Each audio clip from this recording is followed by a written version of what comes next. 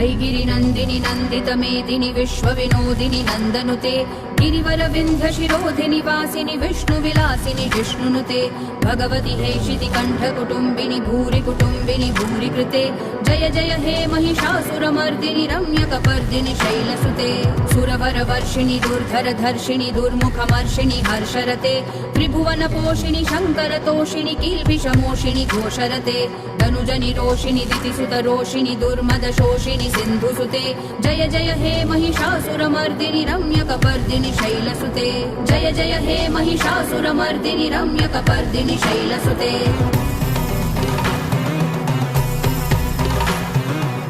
जगदम्ब मदम्ब कदम्ब वनप्रियवासिनि हासरते शिखरि शिरोमणि तुंग हिमालय शृंग निजालय मध्यगते मधु मधुरे मधुकैटभ गञ्जिनि कैटभ भञ्जिनि रासरते जय जय हे महिषासुरमर्दिनि रम्यकपर्दिनि शैलसुते ऐशतखण्ड विखण्डित रुण्ड वितुण्डित शुण्ड गजाधिपते रिपुगज दण्ड विदारण चण्ड पराक्रम शुण्ड मृगाधिपते निज भुज दण्ड निपातित खण्ड विपातित मुण्ड भटाधिपते जय जय हे महिषासुरमर्दिनि रम्यकपर्दिनि शैलसुते जय जय हे महिषासुरमर्दिनि रम्यकपर्दिनि शैलसुते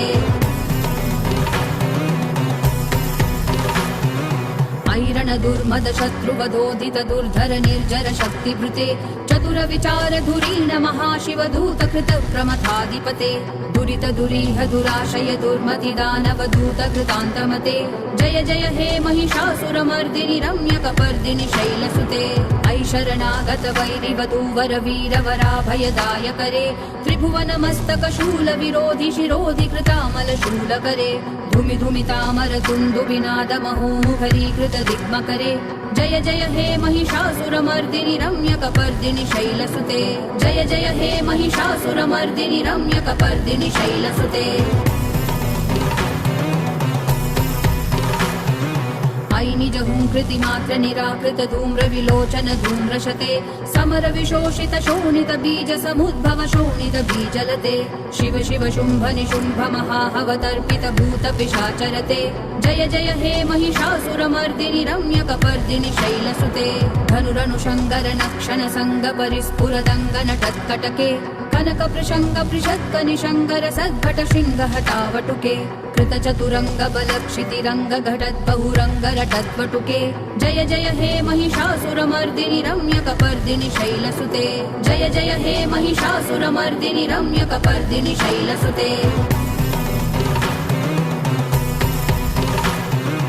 ऐ मयि दीनदयालुतया कृपयैव त्वया भवितव्यमुमे ऐ जगतो जननी कृपयासि यथासि तथानुमितासि रते यदुचितमत्र भवत्युररी कुरुता दुरुतापमपाकुरुते जय जय हे महिषासुरमर्दिनि रम्यकपर्दिनि शैलसुते जय जय जप्य जये जय शब्द बल विश्वनुते भण भण Hello, honey, 1 2 3 mic check नटित नटाथ नटी नटनायक नाटित नाट्य सुगानरते जय जय हे महिषासुरमर्दिनि रम्यकपर्दिनि शैलसुते जय जय हे Mahishasuramardini रम्यकपर्दिनि शैलसुते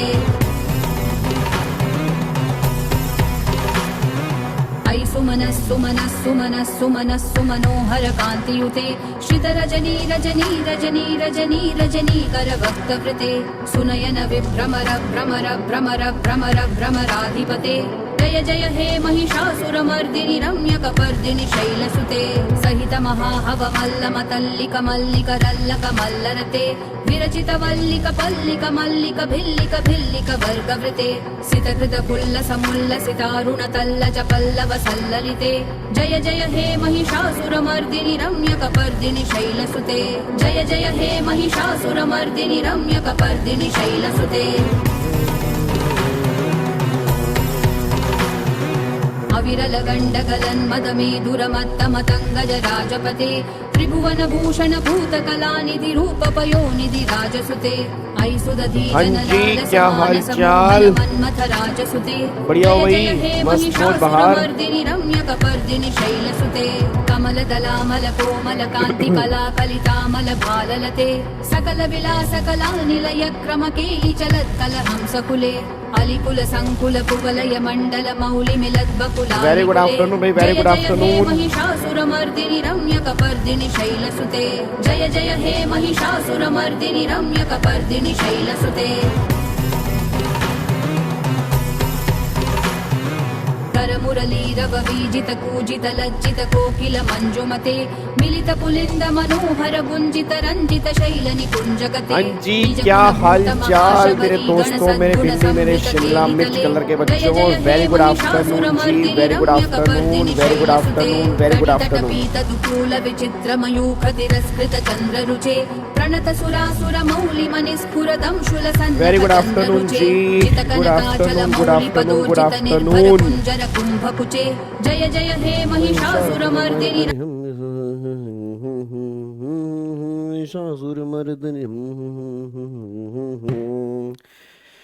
good afternoon, good afternoon Jyoti, good afternoon. कैसन आहत? गला खराब हो रहा है। कैसन आहत ना, गला गला बैठ गया, पता नहीं क्या चक्कर हो गया है। ठीक है, तुम बताओ तुम्हारे क्या हाल चाल हैं? तुम्हारे तंदुरुस्त हो तुम? ठीक है, सब बढ़िया ना? मस्त मौज बहार, जिंदगी सब कुछ बढ़िया चल रही है? चल रही, बहुत बढ़िया रही। Very good afternoon, very good afternoon, very good afternoon. Sir 2 दिन बहुत मिस किया आपकी क्लास को। मेरा बच्चा, मेरा भिंडी, मेरा शिमला मिर्च कलर का बच्चा। चलो री, आओ री, फटाफट से अब एक बार सारे के सारे बच्चे आ जाओ जी, इधर देखो ध्यान से। अब आज हमें जीएसटी की प्रैक्टिस स्टार्ट करनी है जी। ठीक है जी, आज से हमारा जीएसटी का प्रैक्टिस बैच अपना स्टार्ट हो रहा है। ठीक है ना, आज से हमारा जीएसटी का प्रैक्टिस बैच अपना स्टार्ट हो रहा है। जीएसटी की रिवीजन हम सारी की सारी कंप्लीट कर चुके हैं। ठीक है, रिवीजन हमने 17 लेक्चर लगाए, 17 लेक्चर के अंदर सारी रिवीजन हमने कंप्लीट कर दिया। तो जिन जिन बच्चों ने रिवीजन नहीं की, एक बार जाके यूट्यूब पे प्लेलिस्ट बनी हुई है, उस रिवीजन क्लास को आप देख सकते हैं। ठीक है ना, उस रिवीजन क्लास को आप देख सकते हैं। अब आने वाले 7 से 8 दिन जो हैं वो हमें जीएसटी के क्वेश्चंस की प्रैक्टिस करनी है। ठीक है, इसमें हर तरह के हम क्वेश्चंस करेंगे, चाहे वो पास्ट ईयर क्वेश्चंस हो, चाहे वो सीए के एग्जाम वाले क्वेश्चन हो, चाहे वो सीएस वाले हो, सीएमए वाले, मतलब जहां जहां से भी क्वेश्चन एग्जाम के अंदर बन सकते हैं, वो सारे के सारे मोस्ट इंपॉर्टेंट क्वेश्चन जो होंगे इन प्रैक्टिस सेशन के अंदर हम करेंगे। और मैं बता दूं, ये प्रैक्टिस सेशन आपका रिजल्ट चेंज करेंगे। ये बहुत इंपॉर्टेंट प्रैक्टिस सेशन है। बट एक बार फिर बोल दूं, जो पहले मैंने प्रैक्टिस बैच यूट्यूब पे डाला हुआ है उसके अलावा है ये, मतलब वो प्रैक्टिस बैच तो आपने करना ही करना है। अगर बाई चांस वो करने का टाइम नहीं मिल रहा तो ये तो छोड़ना ही नहीं है, बस ये पर ध्यान दो। ठीक है ना, ये आपने छोड़ना ही नहीं है। हाँ, डीटी की भी प्रैक्टिस होगी जी। ठीक है ना, डीटी की भी प्रैक्टिस होगी, बट पहले जीएसटी की प्रैक्टिस कर लें। टारगेट लेके चल रहे हैं कि नवंबर के एंड तक हम जीएसटी की प्रैक्टिस करेंगे, फिर 1 दिसंबर से जो है हम इनकम टैक्स की प्रैक्टिस अपनी स्टार्ट कर देंगे। बस ये पर ध्यान दो जी। ठीक है जी, चलो अब एक बार सारे के सारे बच्चे फटाफट से यहाँ पे आ जाओ जी। अब बिना टाइम वेस्ट किए हुए सारे बच्चे अब एक बार यहाँ पे ध्यान दो जी। अब याद करो, आपको मैंने लास्ट क्लास में आपको मैंने कहा था कि 4 चैप्टर आपको करके आने। उन 4 चैप्टर के क्वेश्चंस आज हम यहाँ पे प्रैक्टिस करेंगे। एक तो मैंने कहा था बेसिक वाला चैप्टर, एक मैंने कहा था सप्लाई वाला चैप्टर, एक मैंने कहा था आरसीएम वाला चैप्टर, और एक मैंने कहा था कॉम्पोजिशन लेवी वाला चैप्टर। ये 4 चैप्टर मैंने कहा था कि जो आपने घर से रिवाइज करके आने, इनके क्वेश्चंस आज वाली क्लास में करेंगे। अब मेरे सामने मैंने क्वेश्चन का पीडीएफ खोला हुआ है, ये मेरा क्वेश्चन बैंक है। ये क्वेश्चन बैंक मैंने सभी को फ्री ऑफ कॉस्ट में ऑलरेडी दिया हुआ है। इसका पीडीएफ आप सबके पास है, नहीं है तो याद करो, जो मैंने आपको ड्राइव का लिंक दिया था, उसी ड्राइव के लिंक में जब आप क्लिक करेंगे तो जीएसटी क्वेश्चन बैंक के नाम से एक फाइल होगी। अब बहुत सारे बच्चों को लग रहा होगा सर ये क्वेश्चन हम सारे के सारे कर चुके हैं। नहीं, इन क्वेश्चन के अंदर मैंने कई सारे चेंजेस किए हैं जो तुम्हारे एग्जाम के अंदर बन सकते हैं। तो ये मत कहना कि सर हमने कर ली है। अभी दिखाऊंगा, तुम सारे के सारे क्वेश्चन गलत करने स्टार्ट करोगे अगर तुम क्वेश्चन ध्यान से नहीं पढ़ोगे। तो इन सारे क्वेश्चंस के अंदर कुछ ना कुछ मैंने चेंज कर दिया है, तो बहुत ध्यान से क्वेश्चन पढ़ना, उसके बेस पे आप मुझे आंसर देना, बस ये पर ध्यान दो। ठीक है जी। चलो अब एक बार सारे के सारे बच्चे फटाफट से यहाँ पे आ जाओ जी। अब एक बार सारे के सारे बच्चे फटाफट से यहाँ पर आ जाओ। इधर देखो ध्यान से। सर रिटर्न में रहेगा या सिर्फ क्वेश्चन देखेंगे? हो सकेगा तो एक आधा क्वेश्चन तुम्हें लिख के भी दिखा दूंगा कि क्वेश्चन कैसे लिखना है। अदरवाइज बाकी सारे क्वेश्चंस की हम प्रैक्टिस करेंगे। अगर लास्ट में टाइम बचेगा तो एक आधा क्वेश्चन मैं आपको लिख के भी दिखा दूंगा कि एग्जाम में लिखना कैसे आप कुछ। ठीक है, चलो अब एक बार बातचीत ना करते हुए, नहीं मिल रही लिंक गाबा सर, लिंक कहाँ मिलेगी यार? एक तो लिंक का बहुत बड़ा पंगा है भाई साहब। एक मिनट रुको यार, तुम्हारा ना एक तो बहुत ये बड़ी प्रॉब्लम है। पता नहीं, मेरे को समझ नहीं आ रहा कितनी बार तुमने पीडीएफ की लिंक ले ली होगी। एक मिनट रुको, नहीं तो ना पूरे सेशन में ना फिर वो बच्चे कहाँ है लिंक, कहाँ मिलेगी, कहीं सनहाए, यही है, ये लो, ये लो, पकड़ो लिंक अपनी। इसके अंदर सारे के सारे क्वेश्चंस हैं, ये लो जी। एक मिनट रुको, चलो ठीक है ना। अब इसको मैंने पिन कर दिया। अब यहां से चुप करके आप इसको डाउनलोड करते रहना, ठीक है ना। अब चुप करके यहां से जीएसटी क्वेश्चन बैंक के नाम से एक फाइल होगी, उसको आप डाउनलोड करते रहना, ठीक है। अब स्टार्ट करें जी, अब स्टार्ट करें। चलो अब एक बार सारे के सारे बच्चे फटाफट से यहाँ पे आ जाओ। इधर देखो ध्यान से जी। अब सबसे पहला क्वेश्चन जो हम यहाँ पे करने जा रहे हैं, पहला क्वेश्चन जो है, क्वेश्चन ध्यान से पढ़ना, क्वेश्चन जो है वो आरसीएम का है जी, ठीक है ना। क्वेश्चन जो है वो आरसीएम का है। क्वेश्चन बहुत ध्यान से पढ़ना, क्वेश्चन क्या है जी। लो जी, क्वेश्चन नंबर 1 देखो, कह रहा है state the person liable to pay GST in the following independent cases provided recipient is located in the taxable territory. पहली बात आपको ये बताना है, इनमें से कौन सा पर्सन जो है वो जीएसटी पे करने के लायबल होगा। अब कौन सा पर्सन जीएसटी पे करने के लायबल होगा आपको ये बताना है। पहला वो कह रहा है service provided by arbitral tribunal to any business entity. अगर कोई आर्बिट्रल ट्राइब्यूनल बिजनेस एंटिटी को सर्विस दे रहा है, इसमें जीएसटी कौन पे करेगा बताओ? आर्बिट्रल ट्राइब्यूनल जीएसटी पे करेगा या बिजनेस एंटिटी जीएसटी पे करेगी? तो पहले वाले क्वेश्चन में जीएसटी कौन पे करेगा जी? हाँ नहीं, पहले वाले केस में जीएसटी कौन पे करेगा जी? आर्बिट्रल ट्राइब्यूनल जीएसटी पे करेगा या बिजनेस एंटिटी? तो पहले वाले क्वेश्चन में आरसीएम एप्लीकेबल होगा। याद करो हमने यहाँ पे डिस्कस किया था कि अगर आर्बिट्रल ट्राइब्यूनल जो है अगर बिजनेस एंटिटी को सर्विस देता है, उस केस में बिजनेस एंटिटी जो होगी वो जीएसटी पे करेगी, आर्बिट्रल ट्राइब्यूनल यहाँ पे जीएसटी पे नहीं करेगा। तो पहले वाले केस में आरसीएम लगेगा और बिजनेस एंटिटी जो है वो यहाँ पे जीएसटी पे करेगी। बस ये पर ध्यान दो जी। डन, बहुत बढ़िया जी, वेरी गुड, जबरदस्त। अगले वाले क्वेश्चन पे आओ जी। अगला क्वेश्चन कह रहा है sponsorship service provided by company to an individual. मतलब एक स्पॉन्सरशिप की सर्विस कंपनी ने एक इंडिविजुअल को दी है, उस केस के अंदर बताओ जीएसटी कौन पे करेगा जी? सेकंड वाले केस के अंदर बताओ स्पॉन्सरशिप की service provided by company to an individual, इस केस में जीएसटी कौन पे करेगा? फॉरवर्ड चार्ज लगेगा या रिवर्स चार्ज लगेगा? अगर थ्रेशोल्ड लिमिट हमें नहीं बताई, हमें एज्यूम करके चलेंगे कि उसकी टर्नओवर जो है वो थ्रेशोल्ड लिमिट से ज्यादा है, ठीक है ना। हम ये एज्यूम करके चलेंगे उसकी टर्नओवर जो है वो थ्रेशोल्ड लिमिट से ज्यादा है। अच्छा मेरे को बताओ फॉरवर्ड चार्ज लगेगा या रिवर्स चार्ज लगेगा? पहले बताओ फॉरवर्ड चार्ज लगेगा या रिवर्स चार्ज लगेगा? जल्दी बोलो, फॉरवर्ड चार्ज लगेगा या रिवर्स चार्ज लगेगा? यहां पे गलती से मत कह देना रिवर्स चार्ज लगेगा। पहले बता दूं, पहले यहां पे आरसीएम लगता था, पहले यहां पे आरसीएम लग सकता था, पहले यहां पे आरसीएम लग सकता था। क्यों लग सकता था? पहले सर्विस देने वाला कोई भी हो चलेगा, सर्विस लेने वाला जो है वो बॉडी कॉर्पोरेट होना चाहिए था। बट अब याद करो अमेंडमेंट के अंदर क्या लिखा है। अब अमेंडमेंट के अंदर ये लिखा है कि सर्विस देने वाला जो है अगर वो नॉन बॉडी कॉर्पोरेट होगा, उस केस में आरसीएम की बात होगी। मतलब यहां पर हमने डिस्कस किया था कि अगर एक नॉन बॉडी कॉर्पोरेट अगर एक बॉडी कॉर्पोरेट को स्पॉन्सरशिप की सर्विस देगा, उस केस में आरसीएम की बातें होंगी। बस ये पर ध्यान दो। अच्छा मेरा पूरी क्लास का क्वेश्चन है, अगर यहां पर फॉर एग्जांपल मान लो इंडिविजुअल की बजाय अगर यहां पर कंपनी होता, अब बताना फॉरवर्ड चार्ज या रिवर्स चार्ज? जल्दी बताओ, मेरा पूरी क्लास का क्वेश्चन है, अगर यहां पर इंडिविजुअल की बजाय अगर यहां पे कंपनी होता तो इस केस में फॉरवर्ड चार्ज एप्लीकेबल होता या इस केस में रिवर्स चार्ज एप्लीकेबल होता? अगर यहां पे इंडिविजुअल की बजाय कंपनी होता तो बताओ जी, उस केस में क्या लगता जी?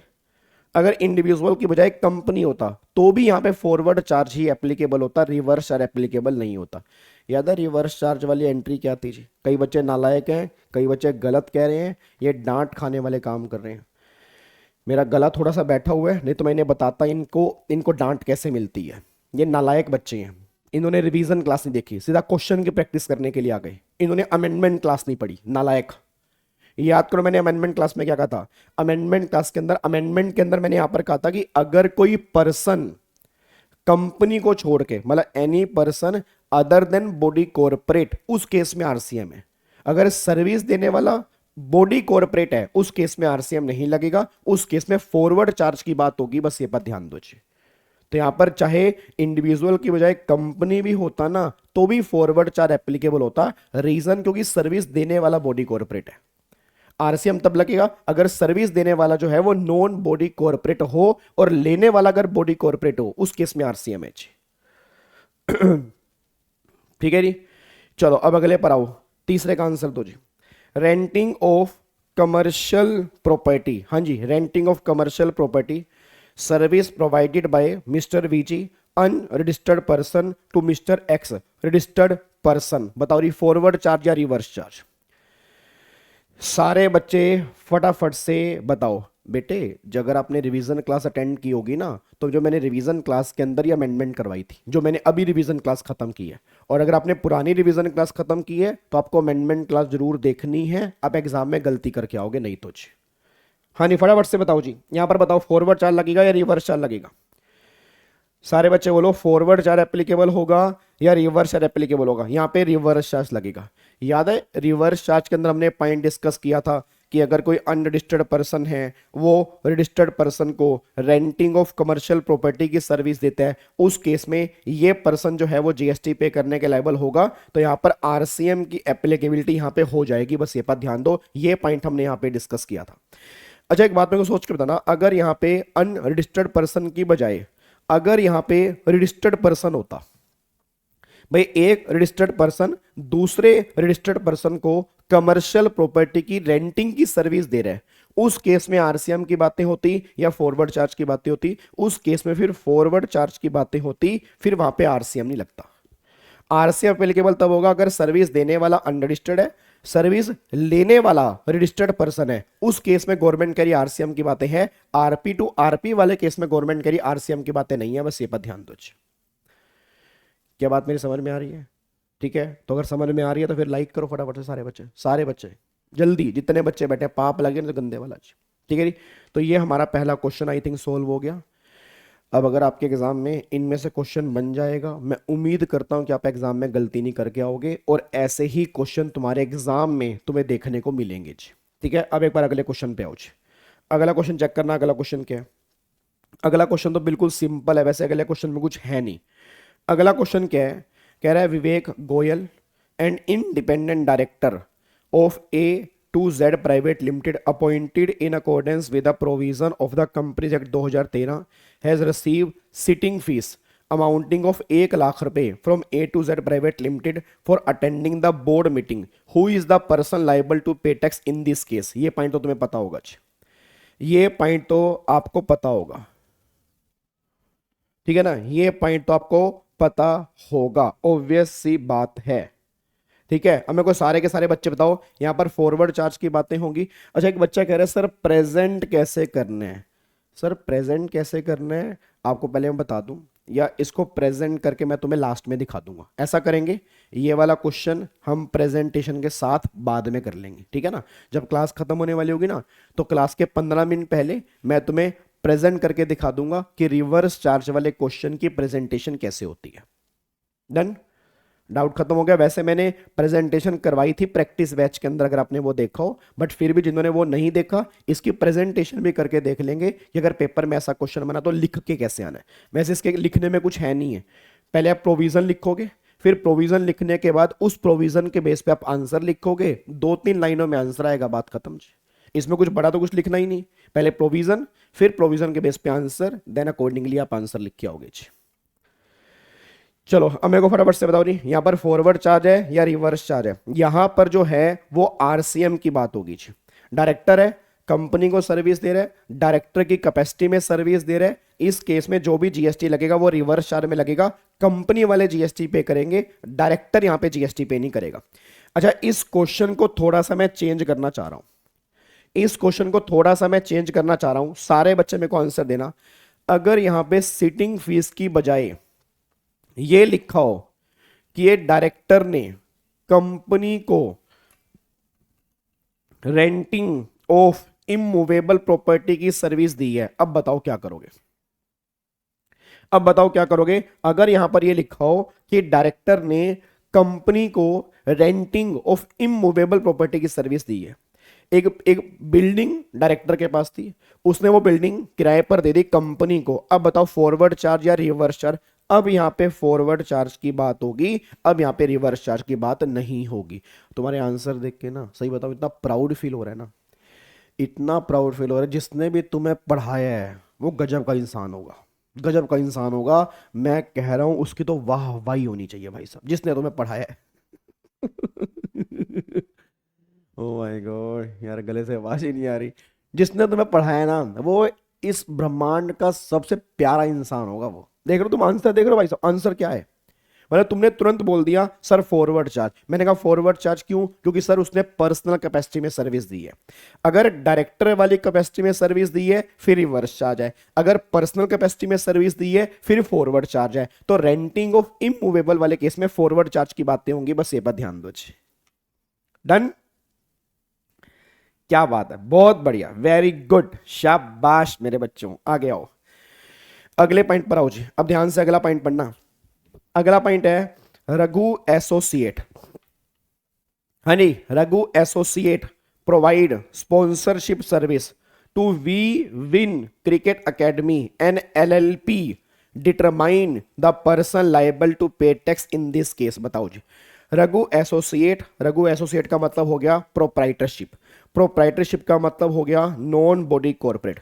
अब नॉन बॉडी कॉर्पोरेट ने सर्विस दी है LLP को। अब LLP का मतलब बॉडी कॉर्पोरेट, यहां पर बात आ रही है, ठीक है ना, बॉडी कॉर्पोरेट। तो इस केस में फॉरवर्ड चार्ज की बात होगी या रिवर्स चार्ज की बात होगी जी? इस केस में जो होगी वो रिवर्स चार्ज की बात होगी। यहां पर ये जो LLP है, LLP यहां पे GST पे करेगा, क्योंकि यहां पर नॉन बॉडी कॉर्पोरेट को सर्विस देगा, उस केस में RCM की बातें हो जाएंगी। वाह भाई वाह, बहुत बढ़िया, शाबाश मेरे दोस्तों, शाबाश, मजा आ गया यार, मजा आ गया भाई साहब, जबरदस्त। अब अगले में तुम गलती करोगे, अगले में तुम गलती करोगे। हेलो ओए भाई साहब, हेलो, अगले में, अगला ध्यान से। लीगल फीस, सुनो, legal fees is receive by Sushrut, मैं बोलूंगा Sushri. Legal fees is receive by Sushrut an advocate from Tattva trading company having turnover of 25 lakh, turnover जो है 25 लाख है, in the preceding financial year. Who is the person liable to pay GST? बताओ इस case में GST पे करने के लाइबल कौन होगा? मैं देख लूंगा भाई साहब, अगर तुम मुझे आंसर दे दोगे ना, मान जाऊंगा तुम्हें जी। सारे बच्चे मुझे आंसर दे देना, सारे के सारे बच्चे मुझे आंसर दे देना, फटाफट से बताओ। यहां पे ट्रेडिंग कंपनी है, ट्रेडिंग कंपनी है, उसकी टर्नओवर 25 लाख रुपए की है फाइनेंशियल ईयर में। बताओ यहां पे GST पे करने के लायबल कौन होगा? गलत, गलत, गलत। याद करो, मैं तुम्हें बता दूं, ट्रेडिंग कंपनी है तो पहली बात यहां पे एडवोकेट ने सर्विस दी है ट्रेडिंग कंपनी को। ट्रेडिंग कंपनी मतलब गुड्स वाले केस में लिमिट जो है वो 40 लाख की होती है। याद करो, अगर एक एडवोकेट बिजनेस एंटिटी को सर्विस दे रहा है और ऐसी बिजनेस एंटिटी को सर्विस दे रहा है जिसकी टर्नओवर थ्रेशोल्ड लिमिट तक है, उसको दी गई सर्विस जो होती है वो एग्जम्प्ट होती है। नालायक, तुम्हारी तारीफ करना ही बहुत बड़ी गलती हो गई मुझसे। हे भगवान, मैं आपसे माफी चाहता हूं, मैं तारीफ अपनी वापस लेना चाहता हूं इन बच्चों की, उस टीचर की नहीं जिसने इन्हें पढ़ाया। वो टीचर तो अच्छा ही पढ़ा कर गया इन्हें। अबे नालायक को, याद करो, हमने रिवीजन क्लास में किया नहीं था कि अगर एक बिजनेस एंटिटी जिसकी टर्नओवर थ्रेशोल्ड लिमिट तक है, अगर उसको सर्विस दी जा रही तो एग्जम्प्ट है। अब ट्रेडिंग कंपनी गुड्स वाले केस में 40 लाख की लिमिट है, यहां पे टर्नओवर 25 लाख की है, तो टर्नओवर थ्रेशोल्ड लिमिट तक है, तो इस केस में GST एप्लीकेबल होगा ही नहीं। रिवर्स चार्ज तो बहुत दूर की बात है जी। रिवर्स चार्ज तो बहुत दूर की बात है, ये बात ध्यान दो। सोली पोली नहीं बोलना मेरे को, छोली। तो मैं वैसे मेरे को लग रहा है कई बच्चों की कईयों की ना लैंग्वेज तोतली होगी, तोतला बोल बोल के ना ताना ताया क्या कर ले हो बेबी पाम ने। उनकी ना लैंग्वेज तोतली। मेरे को तो लगता है इंसान दो ही बार तोतला होता है, एक बार तो बचपन में, एक बार प्यार में। सर मैंने कसम लगे भगवान की 25-25 साल के नौजवान तोतले होते हुए देखे हैं मैंने, 25-25 साल के नौजवान। बेबी ताना तालिया इधर देख बेटे, बेबी के बच्चे इधर देख, यहाँ पे थोली थोली नहीं बोलना मेरे को, थोली। हाँ इधर देखो ध्यान से, ट्रेडिंग कंपनी है, ट्रेडिंग कंपनी गुड्स वाले केस में 40 लाख की लिमिट होती है, टर्नओवर तुम्हारी 25 लाख की है, तो टर्नओवर तुम्हारी थ्रेशोल्ड लिमिट तक है, तो ये एडवोकेट की सर्विस जो होगी वो एग्जम्पशन वाली कैटेगरी में होगी जी। क्या बात समझ आ रही है? अच्छा अगर यहां पे 25 लाख की बजाय 50 लाख होता, अब बताओ क्या होगा जी, बताना मुझे। अगर 25 लाख की बजाय 50 लाख होता उस केस में क्या होता? मैं आपसे एक बार जानना चाह रहा हूं, अगर 25 लाख की बजाय 50 लाख होता उस केस में क्या आप मुझे आंसर देते? क्या आंसर सेम होता? क्या आंसर सेम होता? अगर 25 लाख की बजाय यहां पर 50 लाख होता? नहीं, फिर यहां पे रिवर्स चार्ज एप्लीकेबल हो जाता, क्योंकि टर्नओवर जो है वो थ्रेशोल्ड लिमिट से ऊपर है, और अगर टर्नओवर थ्रेशोल्ड लिमिट से ऊपर है उस केस में आरसीएम की बातें होती। बस ये पर ध्यान दो। सर्विस की लिमिट तो भाई 20 लाख है, बट मेरे बच्चे सर्विस की लिमिट नहीं देखनी ना, जिसको सर्विस दे रहे हो उसकी लिमिट चेक करनी है। कहां है मेरा लट, कहां है? एक मिनट रुको भाई, एक मिनट रुको। अरे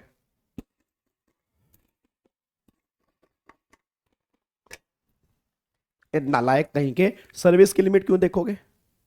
एडवोकेट सर्विस दे रहा है ट्रेडिंग कंपनी को, सामने वाली कंपनी ट्रेडिंग कंपनी है, लिमिट उसको देखोगे ना। सर्विस वाले केस में तो लिमिट 20 लाख की है, सामने वाला केस गुड्स वाला है, उसकी लिमिट 40 लाख की है, तो टर्नओवर तो 40 लाख की देखूंगा ना, नालायक।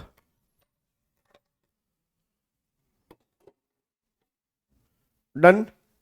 अगले पॉइंट पर आओ जी, अब अगले पॉइंट पर आओ जी।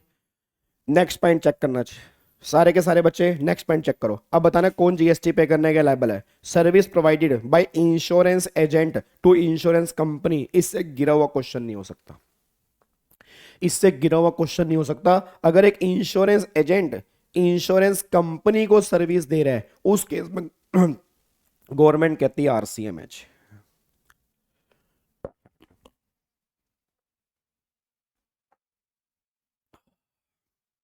उस केस में गवर्नमेंट कह रही है एग्जम्प्ट है, उस केस में यहां पे सॉरी आरसीएम है, आरसीएम का मतलब रिसीवर जो है वो जीएसटी पे करेगा। बस ये पर ध्यान दो। अगला आंसर देना, रिकवरी एजेंट सर्विस दे रहा है कार डीलर को, बताओ जी फॉरवर्ड चार्ज या रिवर्स चार्ज, जल्दी बोलो। रिकवरी एजेंट की सर्विस है, रिकवरी एजेंट कार डीलर को सर्विस दे रहा है, उस केस में फॉरवर्ड चार्ज की बातें होंगी या रिवर्स चार्ज की बातें होंगी? अगर रिकवरी एजेंट कार डीलर को सर्विस दे रहा है उस केस में ध्यान देना फॉरवर्ड चार्ज की बातें होंगी, गलती से भी रिवर्स चार्ज मत कह देना, गलती से भी रिवर्स चार्ज मत कह देना। मैं सही बता रहा हूं सर, गलती से भी रिवर्स चार्ज मत कह देना। रिकवरी एजेंट की सर्विस पे रिवर्स चार्ज मेरे नालायक बच्चों तब लगता है अगर रिकवरी एजेंट ने सर्विस बैंक को दी हो। अगर यहां पे रिसीवर बैंक होता तो उस केस में रिवर्स चार्ज की बात होती। यहां पे बैंक नहीं है, एक कार का डीलर है, उस केस में फॉरवर्ड चार्ज की बातें होती हैं, रिवर्स चार्ज की बातें नहीं होती जी। बहुत बढ़िया, वेरी गुड, वेरी गुड, शाबाश। अगले पॉइंट पर आओ जी। अगला तुम गलती करोगे जी, अगला तुम गलत करोगे, पक्का पक्का है। देखो यहां पे क्या लिखा है, सिक्योरिटी सर्विस। सिक्योरिटी सर्विस मतलब सिक्योरिटी गार्ड की सर्विस। Security service provided by X Y Z limited to a registered person paying tax under regular scheme. बताओ फॉरवर्ड चार्ज या रिवर्स चार्ज?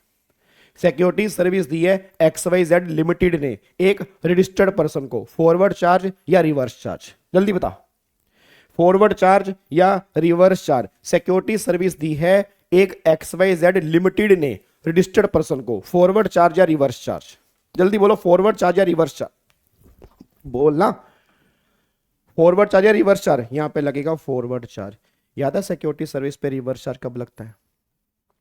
अगर नॉन बीसी अगर रजिस्टर्ड पर्सन को service देगा तब आरसीएम है. Let me clarify first for the it is hereby clarified that for the removal of your doubt I am explaining myself. BC मतलब body corporate.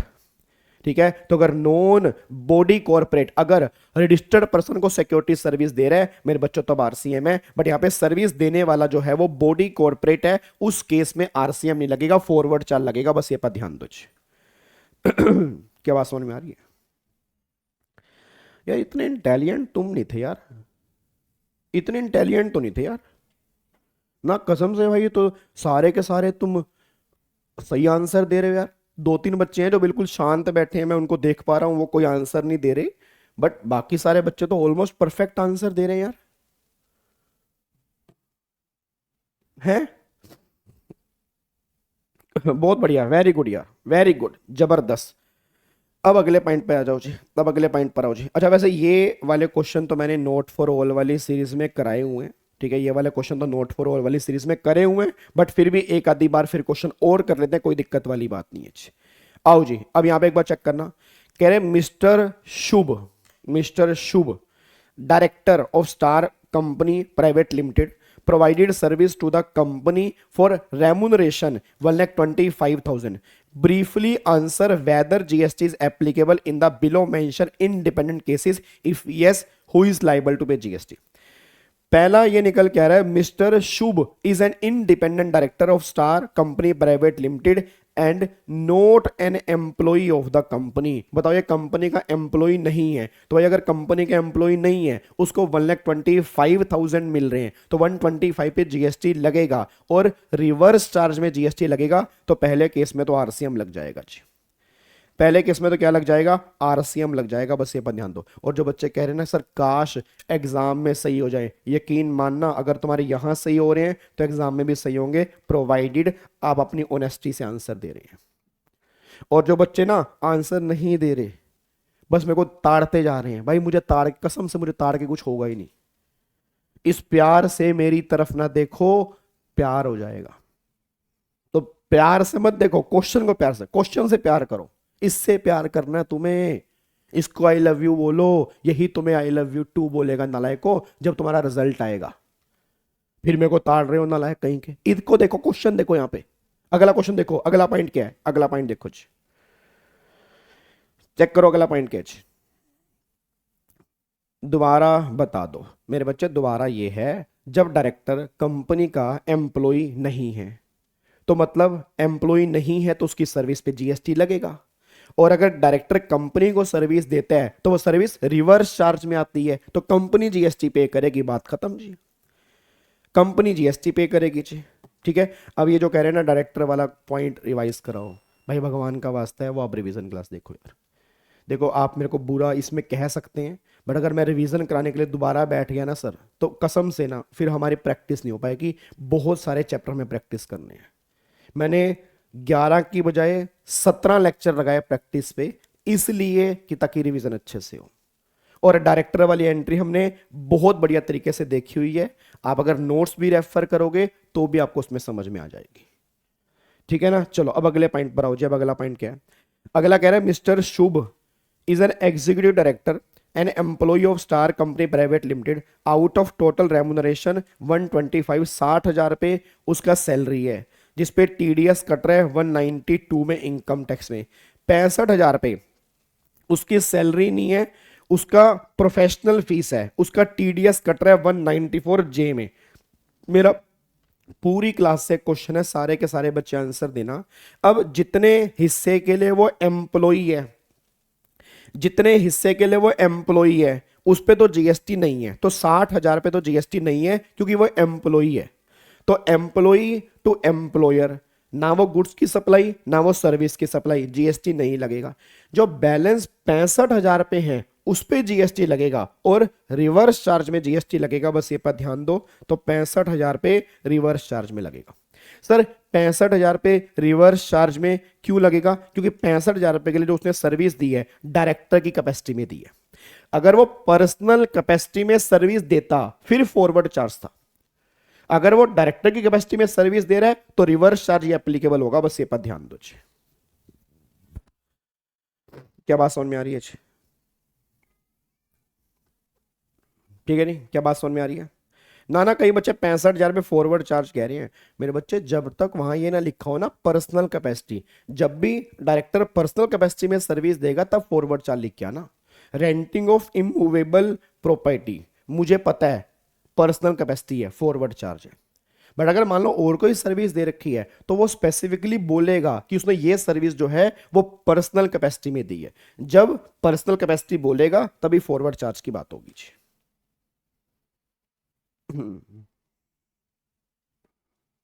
ठीक है जी। चलो अगले पॉइंट पर आओ जी, अब अगले पॉइंट पर आओ। अब एक बार ये वाला पॉइंट चेक करो क्या लिखा हुआ है जी, देखो यहाँ पे जी।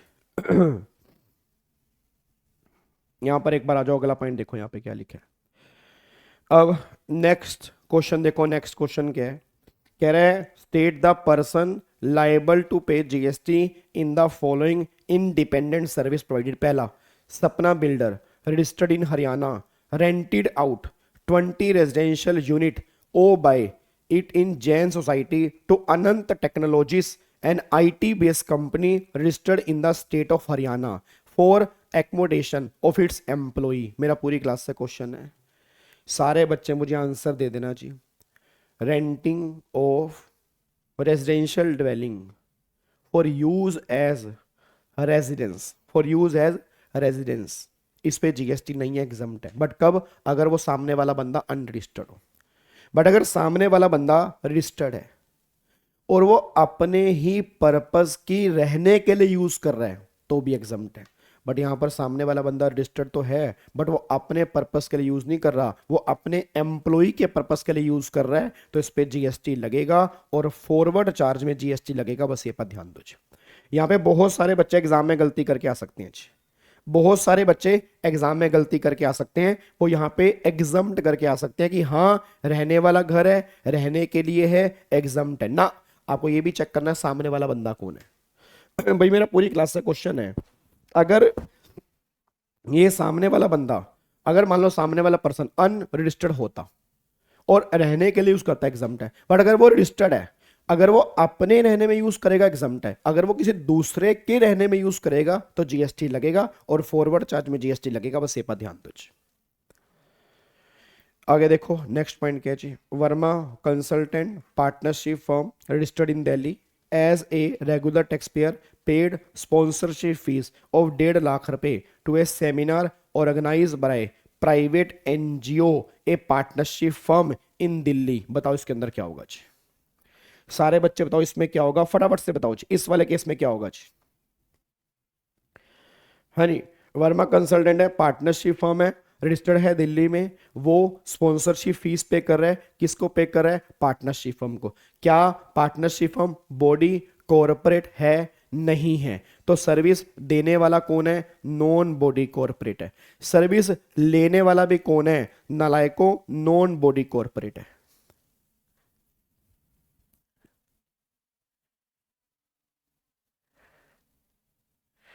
स्पॉन्सरशिप, एक मिनट रुको यार, इधर देखो ध्यान से, यहां पे एक बार चेक करना, इधर देखो ध्यान से ना। तुम्हारे को ना, तुम्हारी थोड़ी सी ना याददाश्त कमजोर हो जाती है। अब तुम्हारी याददाश्त कमजोर हो जाती है तो उसका इलाज तो फिर करना पड़ेगा। अब एक मिनट यहां पे आना। इधर देखो ध्यान से,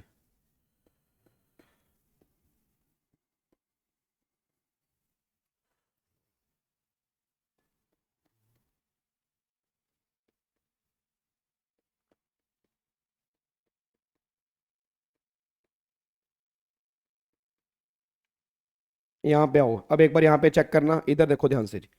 अब ये स्पॉन्सरशिप वाली एंट्री एक बार यहाँ पर पढ़ लो पहले, ये लो जी, ये पढ़ लो यहाँ पर क्या लिखा है। देखो पहले यहाँ पे ना पढ़ लो ध्यान से क्या लिखा है। अगर अगर यहाँ पर नॉन बॉडी कॉरपोरेट अगर स्पॉन्सरशिप की सर्विस दे रही है या तो बॉडी कॉरपोरेट को या पार्टनरशिप फर्म को, उस केस में आरसीएम लग जाएगा। अब ध्यान से बोलना, सर्विस देने वाला कौन है? Partnership firm.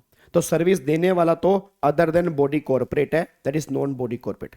लेने वाला कौन है? बॉडी कॉर्पोरेट नहीं है बट एक पार्टनरशिप फर्म है। तो अगर एक पार्टनरशिप फर्म है उस केस में आरसीएम की बातें होंगी, उस केस में फॉरवर्ड चार्ज की बातें नहीं होंगी। बस ये पर ध्यान दो।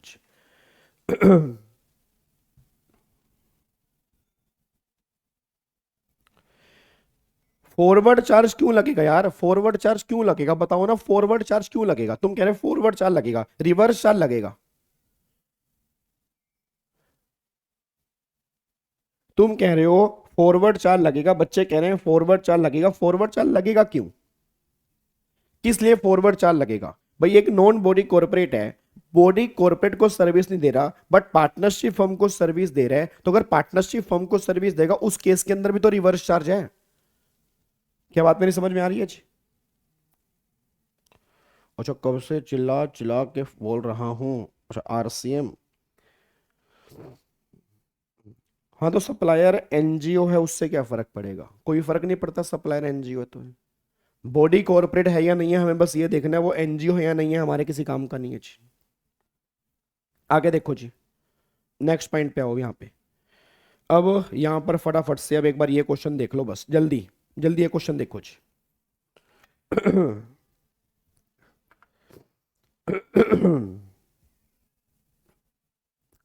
हेलो, क्लास कब तक है, बस थक गए हैं, खत्म, क्लास कब तक है नालायक, क्लास चलेगी अभी। हाँ नहीं फटाफट से यहाँ पे आंसर दो जी। अब लीगल फीस है, legal fees is receive bye Abhishek and advocate from Navya trading company engage in the making taxable supply and located in Maharashtra having turnover 50 lakh. अब तो मुझे बता दो 50 लाख की टर्नओवर है भाई, 50 लाख की टर्नओवर है, अभी तो हमने डिस्कस किया अभी थोड़ी देर पहले ही, यहाँ पे आरसीएम लग जाएगा जी, यहाँ पे आरसीएम लग जाएगा। अगले का आंसर देना। यहाँ पे तो इंडिपेंडेंट डायरेक्टर है और सिटिंग फीस मिल रही है। अब अगर सिटिंग फीस मिल रही है तो सिटिंग फीस वाले केस में जीएसटी लगेगा, और यहां पर तुम सब जानते हो आरसीएम वाले केस में जीएसटी लगेगा, बस ये पर ध्यान देना चाहिए। तो यहां पर भी क्या लगेगा, आरसीएम एप्लीकेबल हो जाएगा, बस ये पर ध्यान दो। अब ये वाला क्वेश्चन इनवॉइस उसका है, इनवॉइस वाले चैप्टर का, तो इसको भी इग्नोर करते हैं। यहां तक बताओ, यहां तक कोई दिक्कत तो नहीं है, पक्का पक्का लॉक कर सकते हैं इसको जी, डन, पैक कर दो इसको।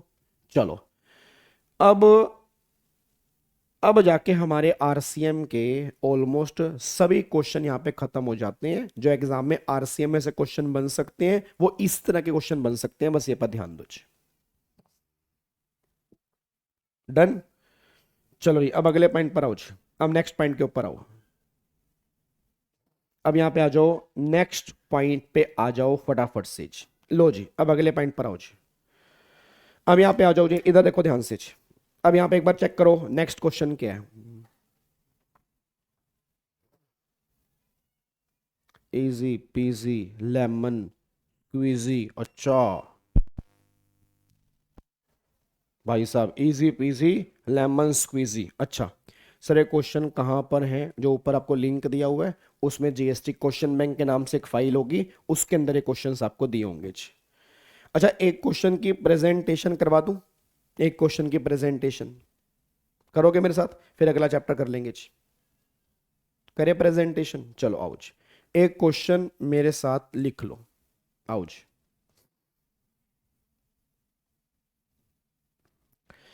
आ जाओ जी, ऐसा करते हैं ना, पहले वाला क्वेश्चन था ना, पहले वाला क्वेश्चन जो सबसे पहला क्वेश्चन था उसकी प्रेजेंटेशन कर लेते हैं जी।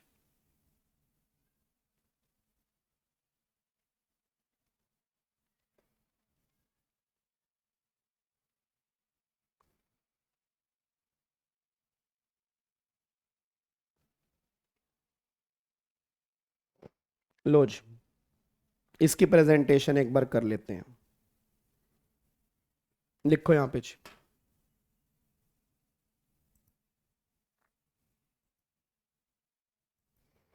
लो जी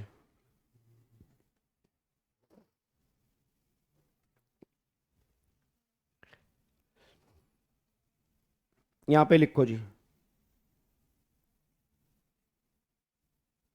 presentation of RCM question. Sir hard वाली कराओ, मेरे को तो समझ नहीं आता है हार्ड वाली और इजी वाली क्या क्या होती है यार, मतलब ये थोड़ा क्लियर करोगे आप मुझे, हार्ड वाली और इजी वाली क्या होती है। प्रेजेंटेशन और प्रेजेंटेशन होती है, उसके लिए प्रोविजन याद होनी चाहिए, चाहे वो हार्ड हो चाहे वो इजी हो नालायक। अगर तुम्हें प्रोविजन याद है तो प्रोविजन ही तो लिखने हैं उसमें, उसके बाद तो हार्ड और इजी का मतलब क्या है?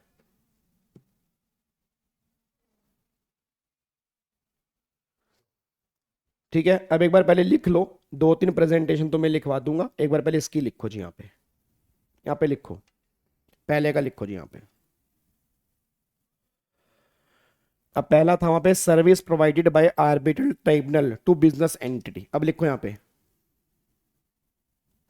Since GST on services provided by an arbitral tribunal to any business entity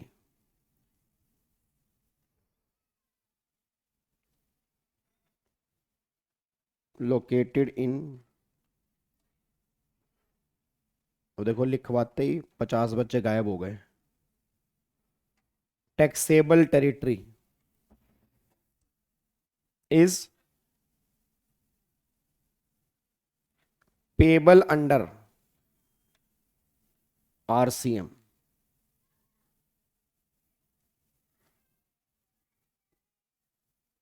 payable under reverse charge,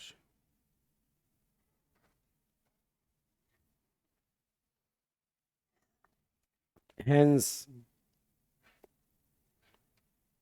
in the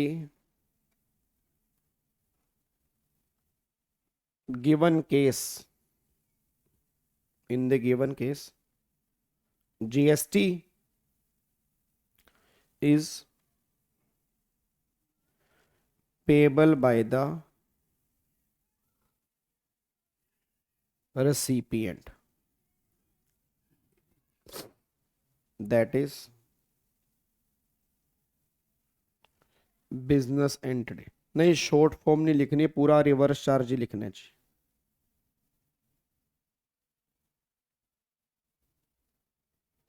section लिखने की रिक्वायरमेंट नहीं है जी, अगर आपको सेक्शन याद है तो लिख सकते हो, नहीं तो लिखने की रिक्वायरमेंट नहीं है, ठीक है ना। इस लेवल पे इंस्टीट्यूट तुम सेक्शन की उम्मीद नहीं करता जी, टैक्सेशन में तो खास तौर पे, ठीक है। पेपर अगर कंपनी लॉ का है तो बात एक अलग है, बट टैक्सेशन में नॉर्मली वो सेक्शन की उम्मीद नहीं करता कि आपको सेक्शन भी याद होंगे। अगर आप लिख रहे हो तो आपके लिए अच्छी बात है, अगर आप लिख रहे हो तो आपके लिए अच्छी बात है। अब ये सेकंड क्वेश्चन की प्रेजेंटेशन थोड़ी ध्यान से करना, क्योंकि सेकंड वाले में स्पॉन्सरशिप की बात हो रही है, जहां पे अमेंडमेंट आई है। लिखो यहां पे, सेकंड किसका है, अब लिखो जीएसटी, हाँ हाँ as per the relevant section चलेगा जी। GST on sponsorship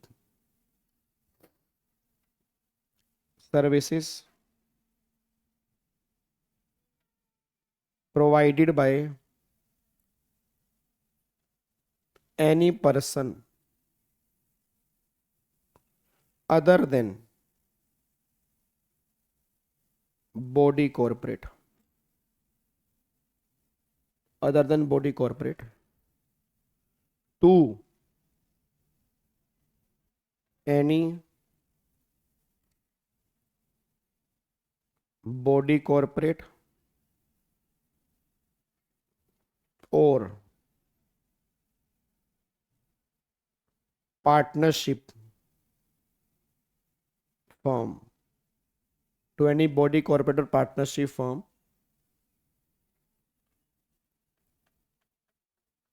located in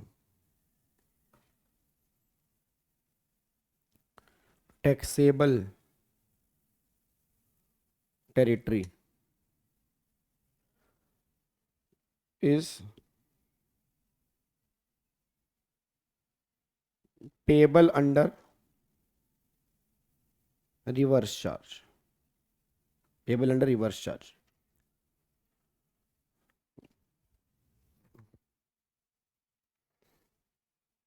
since in the given question, since in the given question services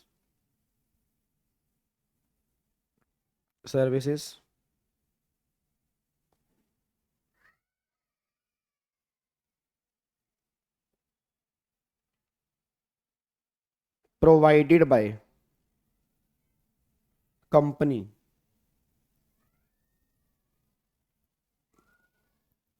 that is body corporate to an individual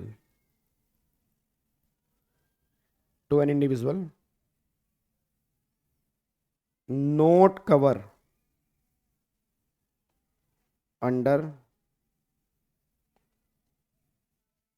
reverse charge, not cover under reverse charge.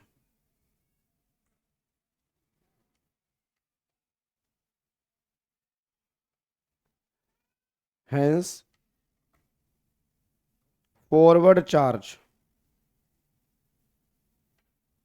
shall apply. अगर वो advocate वाले case में threshold limit नहीं लिखा तो always हम assume करके चलेंगे कि थ्रेशोल्ड लिमिट जो है वो ज्यादा है, मतलब टर्नओवर जो है वो थ्रेशोल्ड लिमिट से ज्यादा है.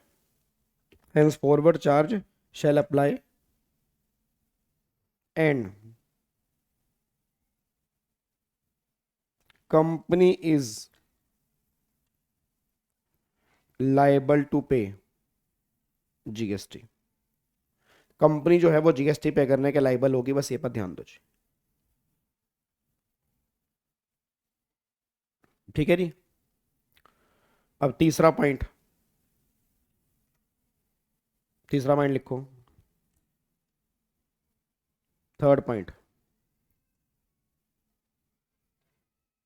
GST on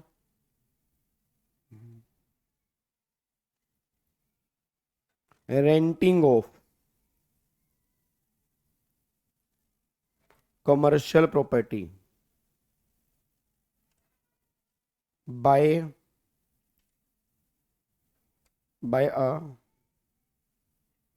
an unregistered person to registered person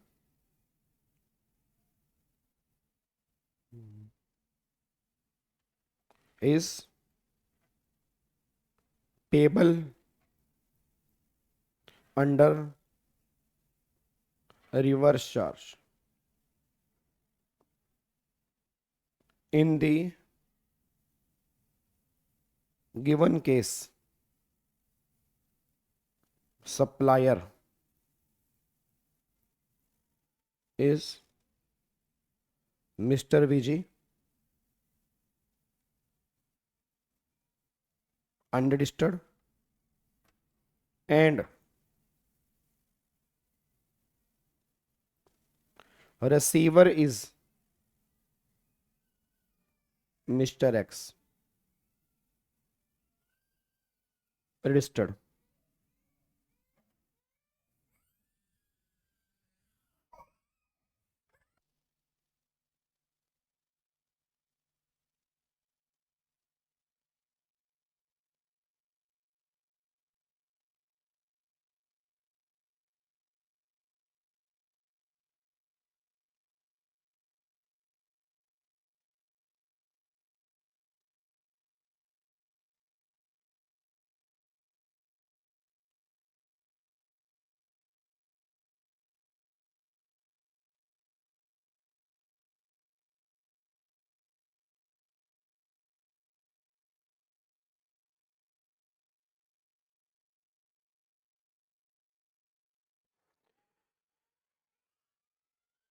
हाँ जी.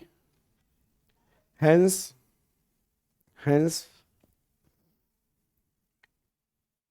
RCM shall apply.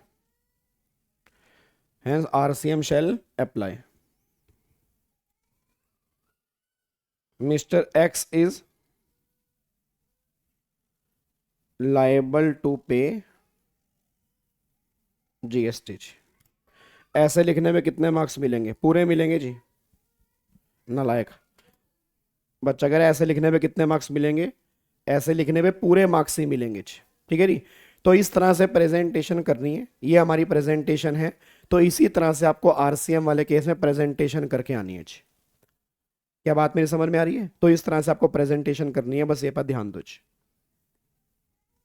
अपनी लैंग्वेज में आप आंसर लिख सकते हो, सेम लैंग्वेज लिखने की कोई भी रिक्वायरमेंट नहीं है, इसी तरह से आप आंसर लिखोगे तो भी चलेगा, बस ये पर ध्यान दो जी। ठीक है जी, डन। अच्छा सुनो ध्यान से, अब यहाँ पे जो अगला चैप्टर हमारा है, नेक्स्ट चैप्टर जो हमारा है वो यहाँ पर हमारा है सप्लाई अंडर जीएसटी का जी। ठीक है जी। मेरा गला थोड़ा सा पेन कर रहा है तो मैं सोच रहा हूँ आज हम यहीं तक लेंगे, कल थोड़ी सी मैं आपकी लंबी क्लास ले लूँगा क्योंकि मेरे से बोलना नहीं जा रहा अभी। कल थोड़ी सी मैं लंबी क्लास ले लूँगा, एक बार हम यहाँ तक ही आज कर रहे हैं। ठीक है, इसको लिख लेना, समझ लेना, अगले चैप्टर के भी एक बार क्वेश्चन ट्राई कर लेना जी। अगले चैप्टर के भी एक बार क्वेश्चन ट्राई कर लेना, फिर कल सेम टाइम पर मिलेंगे और ये सारे क्वेश्चन हम करेंगे जी। ठीक है जी, कल हम सारे क्वेश्चन करेंगे। ठीक है, thank you so much, God bless you. सारे बच्चे लाइक और कमेंट जरूर करके जाएंगे कि आपको कैसा लगा ये बैच और आप इसके लिए कितने एक्साइटेड हैं। Once again thank you so much, Jai Hind, God bless you, love you all, bye bye.